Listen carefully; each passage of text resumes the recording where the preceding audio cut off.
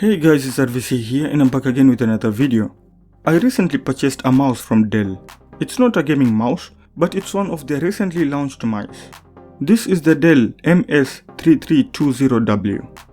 The main reason why I purchased it was because I previously bought a Dell Ultrabook, Dell Latitude 7370. If you want to see that review, just let me know in the comment box below. The Ultrabook has a Bluetooth, and so I needed a cheap Bluetooth mouse from Dell. Looking around the package, we have some information and Dell logo at the front. At the back we have the specifications of the mouse in different languages. One of the sides we have some compatibility information. The other side we have the drawing of the mouse itself. At the bottom we have different barcodes information as well as the color of the mouse and manufacturing date, which is May 2020. At the top we have nothing except the model number. Before we continue with the unboxing, here are the specifications of the mouse.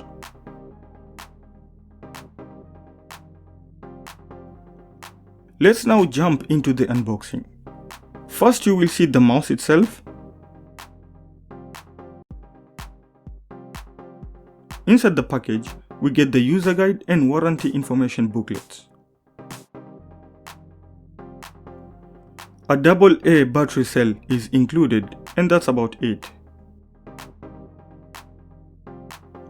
The mouse itself is pretty lightweight and it's made from plastic. We have the right and the left button as well as the scroll wheel. At the bottom we have the power button and the toggle button between the Bluetooth and the RF. Oh, and we have the Dell logo as well. To put the battery or use the RF, there is a notch at the top that makes it possible to access that. It's actually held by magnets. Let's power it on and start using it. By the way, I have already used it for a couple of days as I record this. To pair it, it's very simple. Just go to the settings in the Bluetooth options.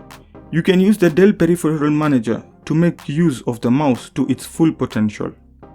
You can see the battery information, the firmware version, and assign the scroll wheel press to what you like. Some people have complained about the connectivity, especially with the Bluetooth, but so far I haven't got any issues with it. Once I power it on, everything works as it should. Using the mouse is also fine and responsive. Overall, the mouse is plastic build and really lightweight. To be honest, I can't really complain. You get what you pay for, and I will recommend this mouse to anyone who needs mouse on a budget. Well, that's it for now. Thanks for watching, and if you have any questions, please just drop it in the comment box below. If you liked this video, please give it a thumbs up. If you haven't subscribed to my channel, please do so. Share this video, and I guess I'll have to see you in the next one. Bye.